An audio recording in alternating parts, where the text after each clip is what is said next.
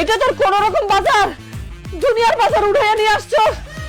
একদিক দিয়ে ভালোই করছস, এই এত বাজার মোটামুটি রোজার মাসে 30 দিনে আমার চলে যাব। আস্তাগফিরুল্লাহ জাজ্জলি মানে কি না কি এখন হ্যাঁ এই বাজার দিনে আনে 30 দিন। শোনেন কালকাটা কালকা বুঝা দেবো আজকে গেলে তুই শাড়ি দিবেন মূর্খ উগা গিলা কই যাবে লইবে হাত টুকরা আমরা লোক হইলাম আস টুকা মানে কি কর না কন আজকেরটা আজকে কালকাটা কালকা বুঝছেন? এই কাম তোর সব কথা শুনতে লাগবে নাকি?